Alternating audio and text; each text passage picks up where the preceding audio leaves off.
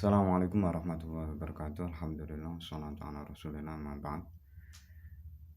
Bagi orang-orang yang bertakwa, Al-Quran bukanlah suatu yang meragukan.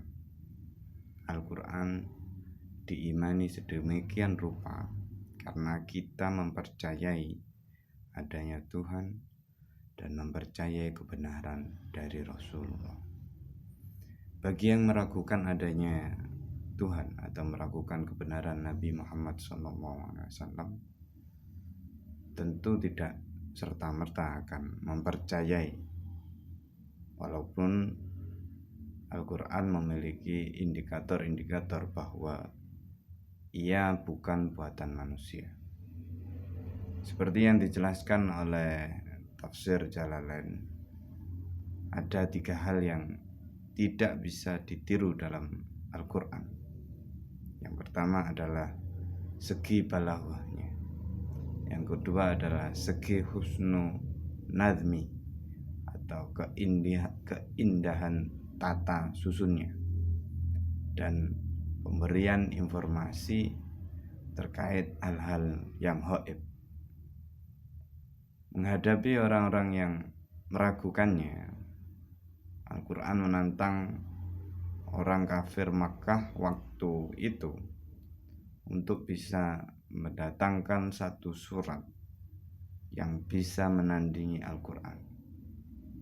Tentu mendatangkan di sini bukan hanya melalui proses yang sama, yakni melalui wahyu dari Tuhannya saja, namun boleh juga lewat karang-mengarang seperti halnya umumnya karya sastra. Dan cobalah ajaklah sesembahan kalian selain Allah Ta'ala jika memang kalian memiliki pengakuan yang benar, yakni Al-Quran itu tidak dari Allah.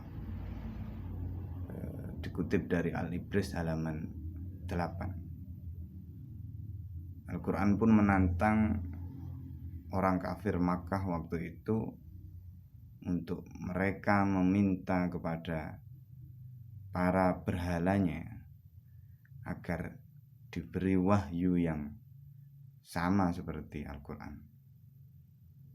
Dalam Qasidah Burdah diabadikan sebuah bait yang menggambarkan penolakan terhadap Al-Quran waktu itu. Raddat balaghotuha da'wa mu'aridiha, raddal huyuriyadal jani anil harami. Sastra Al-Quran menolak dakwah para penantangnya, seperti halnya seseorang suami penyemburu yang menolak tangan penjahat dari istrinya. Yai Mustafa Bisri, atau kita sering memanggil beliau sebagai Gusmus, ketika menjelaskan bait dari burdah ini, beliau menceritakan tentang usaha orang kafir Makkah menandingi Al-Quran. Lalu mereka membuat satu surat yang dikenal sebagai surat Al-Fil, karya orang-orang kafir Makkah, yang bunyinya Al-Fil wamal fil,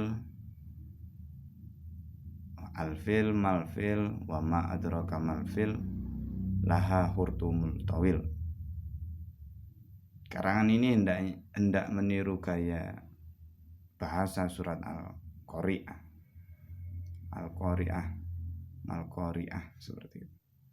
Tapi ketika dibandingkan antara yang mau ditiru dan yang meniru, ternyata hasilnya sangat jauh. Pilihan kata, rangkaian kata, makna, dan hurufnya tidak bisa menandingi surat yang mau ditirunya. Pilihan temanya pun nampak asal dan tidak penting. hanya menjadi karya deskriptif yang tidak memiliki nilai keindahan kecuali bunyi akhiran yang sama yang berupa il, fil, malfil, wa ma adraka malfil, laha hurtumul tawil. Sama belakangnya il seperti itu. Al-Ibris lalu menjelaskan ayat 23 surat Al-Baqarah, yakni wa in kuntum fi raibim mimma nazzalna ala abdina fa'tu bi suratin min mithlih wad'u syuhada'akum min dunillahi in kuntum shadiqin. Sebagai lanjutan dari tantangan di atas, jika kalian tidak bisa, dan tentu pasti tidak bisa, maka takutlah kepada ancaman Tuhan berupa neraka yang bahan bakarnya berupa manusia dan bebatuan yang disiapkan bagi orang-orang kafir. Dengan begitu, Al-Quran memiliki gaya yang elegan saat menghadapi orang-orang yang meragukannya, yakni dengan kata-kata silahkan coba buat sendiri hal yang sama. Namun memang banyak yang hanya bisa meragukan tanpa bisa membuat yang lebih dari yang diragukannya. Hakadha minni wa afu minkum. Assalamualaikum warahmatullahi wabarakatuh.